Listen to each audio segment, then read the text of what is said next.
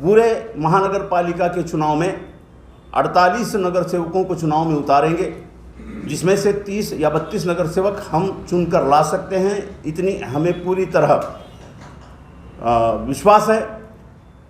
समविचारी पक्षों से हमारी बातचीत शुरू है।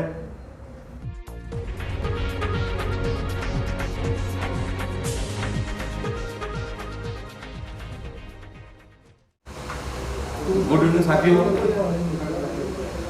सबसे पहले ऑल इंडिया मजलिस इत्तेहादुल मुस्लिमीन नागपुर की ओर से मैं सभी पत्रकार बंधुओं का इस पत्रकार परिषद में स्वागत करता हूं और उन्हें शुक्रिया कहता हूं कि वो हमारी बात को सुनने के लिए यहाँ उपस्थित हैं। आज की जो पत्रकार परिषद ली गई है ये नागपुर महानगर पालिका के जो आगामी चुनाव होने वाले हैं इसके संदर्भ में ली गई है। सबसे पहले मैं आप लोगों को हमारे साथियों से इंट्रोड्यूस करवा दूँ। आज इस पत्रकार वार्ता के अंदर में ऑल इंडिया मजलिस इत्तेहादुल मुस्लिमीन के हमारे राज्य प्रवक्ता प्रोफेसर जावेद पाशा साहब यहाँ उपस्थित है और इसके साथ ही हमारी ऑल इंडिया मजलिस इत्तेहादुल मुस्लिमीन की महिला विंग की राज्य महिला विंग की जो सचिव है हमारी कीर्तिदाई डोंगरे यहाँ उपस्थित है। नागपुर शहर जिला के प्रभारी निसार अहमद सिद्दीकी साहब यहाँ उपस्थित है। नागपुर शहर अध्यक्ष जावेद अख्तर साहब यहाँ उपस्थित हैं। ऐसे ही हमारे नागपुर शहर के युवा विंग के अध्यक्ष वकारुद्दीन अंसारी साहब भी यहाँ उपस्थित है। तो आज जो हम जिन मुद्दों के ऊपर में आपके बीच में आए हैं, मैं हमारे राष्ट्रीय प्रवक्ता जनाब जावेद पाशा साहब से कहता हूँ कि वो जो है आपको संबोधित करेंगे।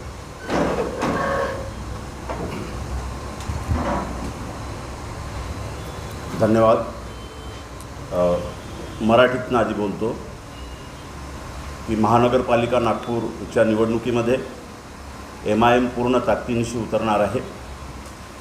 एकूण 52 प्रभागापैकी 16 प्रभागामध्ये आम्ही आमचे उमेदवार उतरवणार आहोत। 16 प्रभागामध्ये म्हणजे 48 नगरसेवक आम्ही या निवडणुकीमध्ये उतरविणार आहोत। पैकी आमचा कयास असा आहे की 48 पैकी किमान 30 ते 32 नगरसेवक आम्ही निवडून आणणार आणि प्रेस नोटमध्ये दिल्याप्रमाणे प्रभाग 2, 3, 4, 9, 13 मध्ये आम्ही निवडणूक लढविणार। पूर्व नागपूर प्रभाग 11, पश्चिम नागपूरमध्ये 16, 17, 18, 20, 21 आणि मध्य नागपूरमध्ये 22, 23, 24, 32 असे उमेदवार आम्ही उतरविणार आहोत। MIM स्वतःच्या बळावर तर लढतो आहे, परंतु जी रचना आम्ही केलेली आहे, जी सल्लामसलत आमची चालू आहे ती इतर समविचारी पक्षांसोबत सुद्धा चालू आहे। याच्यात आंबेडकरी विचारावर चालणारे पक्ष, OBCच्या विचारावर आणि अधिकारावर चालणारे पक्ष, काँग्रेस, भाजपा, शिवसेना, राका सोडून इतर पक्षांशी युती करण्याचाही आमचा मानस आहे। आम्ही स्वबळावर लढतो कारण राष्ट्रीय पक्ष म्हणून आमच्याकडे आमचा स्वतःचा बोधचिन्ह आहे। पतंग हा आमचा बोधचिन्ह असल्यामुळे आमच्या निवडणुकीला एक दिशा आहे, प्रसाराची एक सामग्री आमच्याकडे समग्रपणे आहे। काल परवा या समकक्ष पक्षांशी आमची बोलणी प्राथमिक स्तरावर झाली। लवकरच यांच्याशी बोलणी करून जर संयुक्तिक मोर्चा या नगरपालिकेच्या निवडणुकीमध्ये घडत असेल तर आम्ही त्या संयुक्तिक मोर्चामध्ये निश्चितच सामील होऊ आणि 48 ऐवजी पूर्ण महानगरपालिकेमध्ये जर संयुक्तिक मोर्चा आपले उमेदवार उभे करीत असेल तर आम्ही पूर्ण ताकदीनिशी त्यांना मदत करू। मागच्या निवडणुकीमध्ये 16 ठिकाणी आम्ही दुसऱ्या स्थानावर राहिलेलो आहोत आणि यापैकी 150 मार्जिननं आमचे काही उमेदवारांचा पराभव झालेला आहे। मागच्या निवडणुकीनंतर वर्तमानाच्या निवडणुकीपर्यंत आम्ही एवढी तयारी केलेली आहे की आम्हाला निश्चितपणे स्वबळावरती किमान 30 ते 32 नगरसेवक आम्ही निवडून आणणार, ही आमची बिलकुल ठाम भूमिका आहे। त्या संदर्भात आपल्यासमोर ही सगळी वस्तुस्थिती मांडण्यासाठी आम्ही इथं आलो। हिंदी में मैं बताना चाहूँगा कि इस महानगरपालिका चुनाव में हम लोग पूरे महानगर पालिका के चुनाव में 48 नगर सेवकों को चुनाव में उतारेंगे, जिसमें से 30 या 32 नगर सेवक हम चुनकर ला सकते हैं, इतनी हमें पूरी तरह विश्वास है। समविचारी पक्षों से हमारी बातचीत शुरू है और हो सकता है कि कांग्रेस, भाजपा, सेना और राका को छोड़कर महानगर पालिका में नया मोर्चा गठित होता है, जिसकी प्रक्रिया कुछ अम्बेडकरी समाज के पार्टियां कर रही हैं। वो समविचारी हैं। ओबीसी समाज के पक्ष के लोग, ओबीसी समाज के संगठन ये कोशिश कर रहे हैं, वो हमारे समविचारी है। तो हम लोग उनके साथ में गठबंधन करके इस महानगर पालिका चुनाव में सत्ता परिवर्तन का काम करेंगे। हम ये चाह रहे हैं कि पिछले कई सालों से एक विशेष पक्ष की सरकार यहाँ पर बैठी, कभी कांग्रेस की बैठी, कभी भाजपा की बैठी। दोनों ही पक्षों के कार्यकाल में जो बुनियादी स्ट्रक्चर इस महानगर पालिका में विकसित होना चाहिए था, वो हमें कहीं नहीं दिखाई देता। ना स्कूलों की बराबर सिस्टमाइजेशन है। आप देखोगे कि महानगर पालिका के 70% स्कूल्स बहुत ही पुअर कंडीशन में है, ये लेटेस्ट सर्वे है। ना दवाखानों की स्थिति बराबर है। गार्डन्स एक मखसूस जगह पर ही अच्छे हैं, बाकी सारे गार्डन्स इतने गंदगी से भरे हुए हैं, कोई देखरेख नहीं है। अभी हाल ही में जो रोड बने हैं उनकी भी आप हालत देखोगे कि एक बारिश के बाद में रोड ख़राब हो गए, और हर 4 महीने में 6 महीने में ये लोग रोड की खुदाई करके इस तरह से नए रोड का टेंडर निकाल रहे हैं कि करोड़ों रुपए खर्च होने के बाद में भी उन रोडों की ज़िंदगी 6 महीने से ऊपर नहीं जा रही है। हम समझते हैं कि ये लोगों के पैसों की सबसे बड़ी बर्बादी नहीं तो लूटमार है। हम ये लूटमार भी रोकेंगे और महानगर पालिका को जो स्वास्थ्य पे, महानगर पालिका को जो अभ्यासिकाओं पे, महानगर पालिका को जो दवाखानों पे, महानगर पालिका को जो सार्वजनिक स्थलों की देखरेख पर पूरी तरह ध्यान देकर मैक्सिमम फंड उन पर खर्च करना पड़ता है। MIM एक विचारों पर चलने वाली है। हमारे अध्यक्ष बैरिस्टर असदुद्दीन ओवैसी साहब ये संविधान के दायरे में ही पूरी बात रखते हैं, ये उनकी मान्यता है और भारत के संसद ने उनका 3 बार सत्कार इसलिए किया है कि वे एक संवैधानिक दायरे में बात करते हैं। तो महानगर पालिका का चुनाव भी हम लोग संविधान के दायरे में लड़ेंगे और लोगों के ज़्यादा से ज़्यादा सार्वजनिक अधिकारों को उन तक पहुंचाने की कोशिश करेंगे। धन्यवाद। और इसी तरह एक घोषणा और हम यहाँ कर रहे हैं कि चुनाव समिति हमारी आज घोषित हो रही है। ये चुनाव समिति महानगर पालिका के चुनाव पर केवल ध्यान ही नहीं रखेगी, बल्कि प्रचार प्रसार और बाकी पक्षों से बातचीत के लिए आगे भी बढ़ेगी। उस चुनाव समिति में ज़िला प्रभारी निसार सिद्दीकी साहब, हम स्वयं राज्य प्रवक्ता और 5 जिलों के प्रभारी प्राध्यापक जावेद पाशा, हमारी महासचिव MIM की कीर्ति डोंगरे जी, शहर अध्यक्ष जावेद अख्तर साहब, रंगूनवाला साहब इस समिति में है, और आरिफ गौरी साहब, इतने 5 लोग जो हमने प्रेस नोट में दिया हुआ है। ये चुनाव समिति के प्रमुख है और इसकी घोषणा आज हम इस प्रेस कॉन्फ्रेंस में कर रहे हैं कि ये चुनाव समिति पूरी तरह चुनाव में कार्यरत रहेगी। उसी तरह हमने अपने उम्मीदवारी फॉर्म जारी कर दिए हैं, जिसकी कोई कीमत नहीं है। आपने देखा होगा कि बाकी पक्षों का 10,000, 15,000, 20,000 जो होगा 5,000 है। हम लोगों ने फार्म की कोई कीमत नहीं रखी है, लेकिन जो फार्म भर कर लाएगा उसको केवल 1,000 रुपये हम लोग डिपॉजिट मांग रहे हैं, वो भी उसके काम में ही लाएंगे। इस तरह हमारा एक राष्ट्रीय पक्ष होने के बावजूद भी, और इस महाराष्ट्र में हमारे 2 आमदार हैं, इस महाराष्ट्र में हमारा खासदार है, और अभी वर्तमान में महानगर पालिका और नगर पालिकाओं को मिलाकर 150 नगर सेवक हमारे इस महाराष्ट्र में MIM के मौजूद है, और 137 ग्राम पंचायतियों में हमारे सदस्य है। इतना बड़ा स्ट्रक्चर MIM का इस महाराष्ट्र में है। इसके बावजूद भी हमने फार्म की कोई डिपॉजिट बहुत बड़ी रकम नहीं रखी है, केवल 1,000 रुपये रखी है। और अभी तक पिछले 4 दिनों में हमने जब इसको इशू किया साहब, तो अभी तक हमारे पास से 38 फार्म निकल चुके हैं। यानी लोगों में पॉपुलैरिटी भी है कि 38 फार्म हमारे लोग ले जा चुके हैं। तो इस तरह से हम पूरी तैयारी से चुनाव लड़ रहे हैं। और अब मैं आपसे गुजारिश करूंगा कि आपको अगर कोई सवालात होंगे तो आप लोग पूछ सकते हैं। आपने बोला कि बाकी पक्षों से आप बातचीत करेंगे, तो बाकी पक्ष में कौन कौन आ रहे हैं? देखिए, हमने कहा कि कांग्रेस, शिवसेना, भाजपा और राका, ये छोड़कर बाकी बहुत सारे पक्ष यहाँ पर रजिस्टर्ड भी है। अभी कुछ आघाड़ियाँ बनी हैं, कुछ आघाड़ियाँ बनने जा रही हैं। जो इनसे हटकर इस महानगर पालिका में सत्ता में शामिल होना चाहते हैं, हम उनसे बिल्कुल आघाड़ी करेंगे। अभी बीच में यानी 2-3 दिन पहले रवि भवन में एक प्रेस कॉन्फ्रेंस हुई संयुक्त रिपब्लिकन आघाड़ी की। जी उसमें यानी प्रकाश आंबेडकर जी नहीं है बराबर। और सुलेखा कुंभारे नहीं है, बराबर। तो इन्होंने एक यानी सभी आरपीआई के जितने गट है और इस मूवमेंट से जुड़े हुए लोग हैं, मुस्लिम लीग रहे या ये भी रहे, उन्होंने भी उनको साथ दिया है। तो क्या आप उनसे कभी यानी चर्चा करोगे? बिल्कुल चर्चा करेंगे, क्योंकि हमारा रिपब्लिकन आघाड़ी जो तैयार की गई जी हमारा उद्देश्य ये है कि सत्ता बदल हो। एक मखसूस 2 ही पार्टियों की सत्ता रहने से इन लोगों को पता है कि फंड किस तरह से गबन किया जाता है या लोगों को किस तरह से मूर्ख बनाया जाता है। आप देखेंगे फुटपाथ पर कितनी बार ये लोगों ने खुद काम किया है, फुटपाथ पर कितने बार टाइल्स निकाल के नहीं बिठाते, कोई उसकी अकाउंटेबिलिटी नहीं है। एक बल्ब जो आपका मार्केट में 110 रुपये का मिलता है, वो अगर आप आरटीआई में डाल के निकालोगे तो 110 रुपये का बल्ब आपको 2500 में दिखेगा। कोई अकाउंटेबिलिटी नहीं। हॉस्पिटल्स के दवाइयाँ कहाँ चले जा रहे हैं, कागज़ पे दिखाई दे रहा है कि एक दिन में हॉस्पिटल में महानगर पालिका की कम से कम 10,000 की दवाई ख़त्म हो जा रही है, और आप रजिस्टर पे देखे होंगे तो पेशेंट दिख रहे हैं 20-25 लोगों में इतनी बड़ी दवाइयाँ कहाँ से ख़त्म हो गई, और दवाइयों का कोई लेखा जोखा भी नहीं है। ये सारा घपला जो है, ये घपला इसीलिए चल रहा है कि सिर्फ 2 ही लोगों को सत्ता आपने सौंपी है, नागपुर के लोगों ने।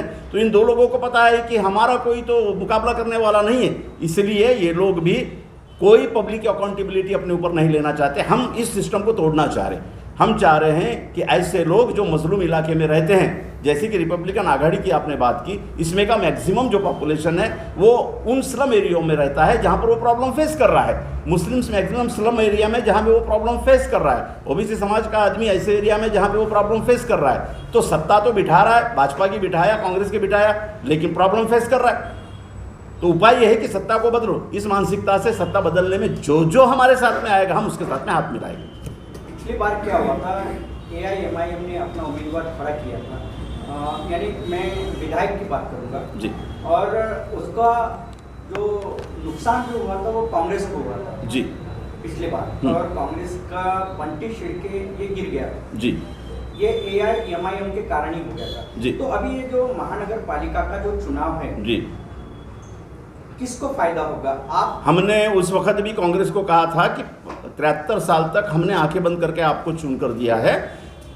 विधायक के चुनाव में हमने कहा था कांग्रेस को कि आप एक बार अपना फर्ज निभाइए और जो एमआईएम ने उम्मीदवार खड़ा किया है उसे मदद कीजिए। हमने कोई ठेका नहीं लेकर रखा है कि हम सबको चुनाव में जिताते रहें। हमें भी लगता है कि हमारा प्रतिनिधि जाना चाहिए, तो हमें कौन मदद करेगा? हम कोई अछूत तो नहीं है राजनीति में। हम भी मतदान करके चुन के लाते, तो हमने 63 साल तक आपको चुन कर दिया। ये महानगर पालिका में आप हमको चुन कर दीजिए, और हम गलत काम करते हैं तो हमारा कान पकड़िए।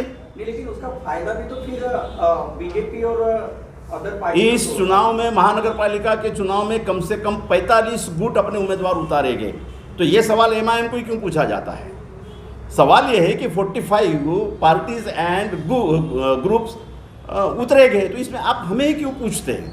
सवाल यह है कि चुनाव में जीत, आप चाहते हो कि यहाँ से बीजेपी महानगर पालिका से बराबर है, यानी चली जाए। बिल्कुल वो हारे, ये आपका कहना है। बिल्कुल। लेकिन उसको ही जिताने का प्रयास AIMIM की ओर से, हम तो कहते हैं उसे जिताने का प्रयास कांग्रेस और राका करती है। कांग्रेस और राका ने हमें मदद करना चाहिए। मतों का विभाजन होता है। हाँ, कांग्रेस और राका से मतों का विभाजन होता है, हम वही तो कह रहे हैं। आपकी इससे मतों का हमारे मत से कैसे होगा? हमारे मत तो हमारे मत है, विभाजन कैसे होगा? हम वही कह रहे हैं कांग्रेस को कि पिछले 60 साल से आप हमारा विभाजन करके शिवसेना भाजपा को बिठाते रहे हो, कभी आपस में तालमेल करके बिठाते रहो। आज महाराष्ट्र में कम से कम 20 नगर परिषद ऐसे हैं जहां पे भाजपा और कांग्रेस ने हाथ मिलाकर सत्ता बिठाई है।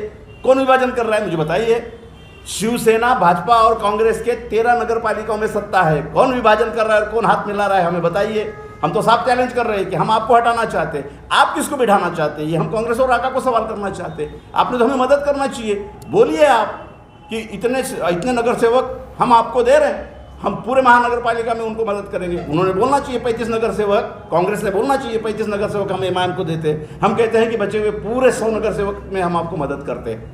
ये क्यों नहीं कहती कांग्रेस? अगर आपकी पार्टी गठबंधन करती है तो कौन सी पार्टी के साथ ये करेगी और आपकी मांगे क्या होंगी? देखिए, मांगों के मामले में मैंने पहले ही कह दिया कि ये स्थानीय निकाय का चुनाव है। स्थानीय निकायों में लोगों के प्रॉब्लम्स बहुत ही क्लासिफाइड होते हैं। रस्तों की स्वच्छता, लाइब्रेरीज की स्वच्छता, लाइब्रेरीज की उपलब्धता, हॉस्पिटल्स की उपलब्धता, मोहल्ला क्लिनिक का कॉन्सेप्ट केवल एक स्टेट के लिए नहीं है, ये ऑल इंडिया के लिए है। क्यों भाई आपने नागपुर में मोहल्ला क्लिनिक का कॉन्सेप्ट क्यों नहीं उठाया? क्यों भाई आपने जिम का कॉन्सेप्ट क्यों नहीं उठाया? क्यों भाई आपने हर बगीचे में बेहतरीन अभ्यासिका बनाने का कॉन्सेप्ट क्यों नहीं उठाया? आप टेंडर निकालते हो केवल फुटपाथ के रिपेयरिंग का, साल में 4 बार, यानी वो टाइल्स अपनी किस्मत पे रोती है कि 4 महीना नहीं हुआ तो मुझे उखाड़ के फेंका, फिर दूसरी टाइल्स रोती है अबे 3 भी महीना नहीं हुआ तो मुझे उखाड़ कर फेंक दिया। तो ये दुरुस्ती का जो कॉन्ट्रैक्टरशिप को लेकर जो षड्यंत्र चल रहा है, इसे तो तोड़ना पड़ेगा। इसे तोड़ने की भूमिका जिसकी होगी उन पक्षों के साथ में हम हाथ मिलाएंगे। पाशाजी, इंडियन मुस्लिम लीग सुद्धा या निवडणुकीमध्ये आपले उमेदवार उभे करतायत, बरोबर। अशा वेळेस अल्पसंख्याक समुदायाचे जे मतं आहेत हो. ते विभाजन होणार, हो. असं वाटत नाही की जे इतर पक्ष आहेत त्यांना फायदा होणार किंवा इंडियन मुस्लिम लीग यांच्यासोबत तुम्ही गठबंधन करणार का, तर काय ठरवलं? साहेब, स्पष्टपणे आम्ही मांडणी केलेली आहे, निवडणुकीमध्ये रजिस्टर्ड पक्ष असतो किंवा आघाडी असो, यांना निवडणूक लढण्याचा अधिकार आहे आणि निवडून एकच येणार ही सत्यता आहे, बिलकुल त्याच्यात काही हेच नाही आहे। प्रश्न असा आहे की आम्ही आमच्या हक्कासाठी लढायचं नाही का? आमचा रजिस्टर्ड पक्ष आहे, मग आम्ही निवडणूक लढायची नाही का? पक्ष स्थापितच याच्यासाठी केला जातो की त्यानं निवडणूक लढली पाहिजे। डॉक्टर बाबासाहेब आंबेडकर 2दा लढले, 2दा पडले, म्हणजे आपण असं म्हणू का की बाबासाहेबांनी निवडणूक लढवायलाच नको होती? नाही, निवडणुकीमध्ये मुद्दे मांडणे हा महत्त्वाचा प्रश्न असतो, निवडणुकीच्या संदर्भात लोकांशी संवाद साधणे हा महत्त्वाचा प्रश्न असतो, निवडणुकीच्या संदर्भात मागील सरकारने काय भ्रष्टाचार केला हेही लोकांच्या नजरेस आणून देणे महत्त्वाचा भाग असतो। म्हणून निवडणूक लढवीत असताना आम्ही आमचा पक्षातला प्रत्येक सदस्य विजयी होईल या दृष्टिकोनातून आम्ही लढतो आणि त्यासाठी काय काय आम्हाला मदत घेता येईल आम्ही म्हणतो ना, आमचा उमेदवार विजयी होत असेल तर आम्हाला इतर पक्षांनी मदत करायला पाहिजे। जसं आपण म्हणाला की मुस्लिम लीग आहे, ठीक आहे ना, RPIचे 13 गुट आहेत ना, मग तुम्ही RPIच्या एखाद्या गुटाला असं म्हणत नाही का तुमच्यामुळं बौद्धांची मतं विभाजित होते? नाही म्हटलं ना आम्ही का नाही. हां, त्यांचे उत्तर समर्पक असतील जे आम्ही म्हणतो आहोत, त्यांचेही उत्तरच, कारण आम्ही सगळे चळवळीत आलेलो आहोत। आता तुम्ही इथे एकूण 52 प्रभाग आहे, बरोबर आहे, त्यापैकी तुम्ही उत्तर नागपूरमध्ये 2, 3, 4, 9, 13 बरोबर आहे, आणि दक्षिण नागपूरमध्ये प्रभाग 48, बरोबर आहे, आणि पूर्व नागपूरमध्ये 11, बरोबर आहे, आणि पश्चिम नागपूरमध्ये 16, 17, 18, 20, 21, बरोबर, मध्य नागपूरमध्ये 22, 23, 24, 32, बरोबर, असे या प्रभागामध्ये तुम्ही उमेदवार उभे करणार आहात। बरोबर आहे, या प्रभागामध्ये काँग्रेसचे आणि दलित मतदाता जास्त आहे, बरोबर आहे। तुम्ही यात बीजेपीला वगळलं असं वाटत नाही तुम्हाला? आम्ही बीजेपीला नाही बीजेपी प्रभाग म्हणजे बीजेपी जिथून जिंकून येईल त्या प्रभागाला तुम्ही वगळलं असं वाटत नाही तुम्हाला? बिलकुल नाही। हे याच्यावरून तिथं 2, 3, 4, 9, 13 बरोबर आहे, उत्तर नागपूरचे 2, 3, 4, 9, 13 बरोबर, यामध्ये काँग्रेस आणि RPI माइंड आणि BSP माइंडचे लोक आहेत, बरोबर, आणि मुस्लिम बहुल परिसरी आहे, बरोबर आहे, बरोबर आहे। तर यामध्ये मतांचं विभाजन कुठेतरी आपल्या पक्षातर्फे होत आहे, आणि जे बलाढ्य पक्ष आहे, त्याला त्याचा फायदा होत आहे असं वाटत नाही का तुम्हाला? आम्हाला बिलकुल वाटत नाही, कारण लिखण्यावरून बरोबर आम्ही असं करत आहोत की ज्या ठिकाणी आमचं बाहुल्य आहे आणि ज्या ठिकाणी आमचं बाहुल्य कमी आहे, कमी असलेलं बाहुल्य काँग्रेस, भाजपा, राका, सेनाच्या विरोधात जो उमेदवार असेल त्यांना आम्ही देऊ।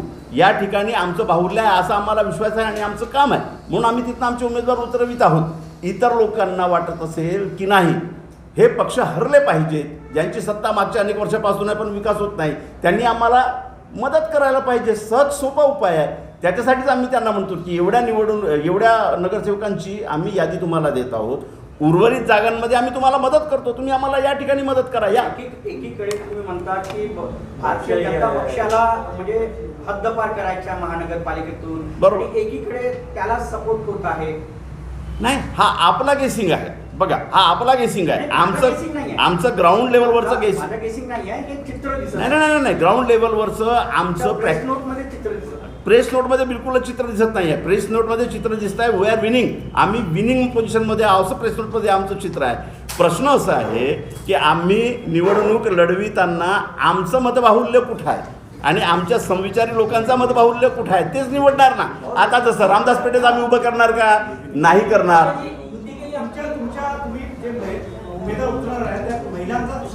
का आणि राईट चुकीची टक्के महत्त्वाचा प्रश्न आहे, अत्यंत महत्त्वाचा प्रश्न आहे.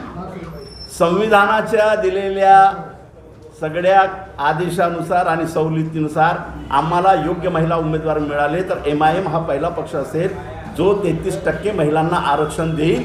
योग्य उमेदवार आले तर आम्ही निश्चितच त्यांना पुढे देऊ. युति के लिए आपकी अभी किसी पार्टी से चर्चा हुई है क्या और कोई युति आपने अभी फॉर्म की है? जी देखिए, युति के मामले में जो पहले हमने बताया वो ऐसा है कि जैसे ही हम एक्टिव हुए हैं अम्बेडकरी समाज में चलने वाले कई संगठनों ने हमसे संपर्क किया है.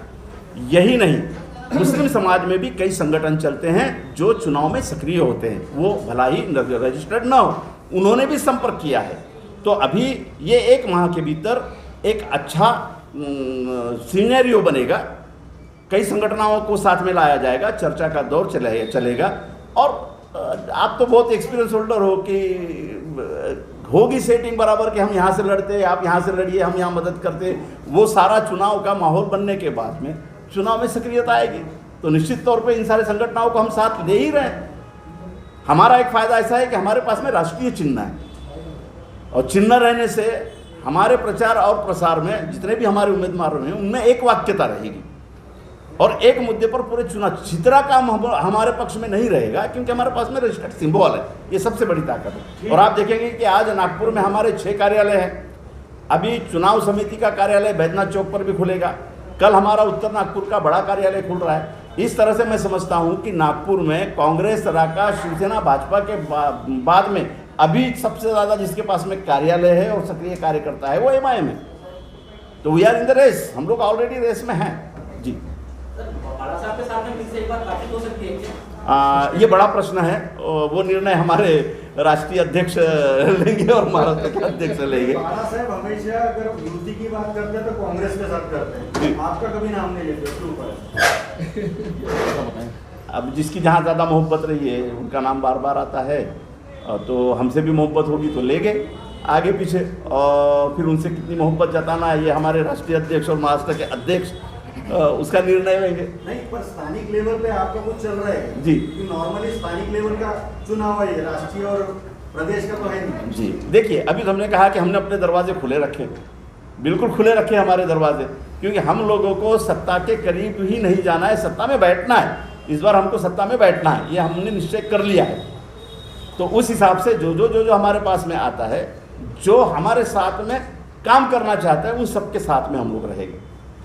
हमने किसी के लिए दरवाजे बंद नहीं किए हैं, सिर्फ 4 को छोड़कर हमने जो बताया. MIM वंचित की युति हो सकती है ऐसा बोलना है?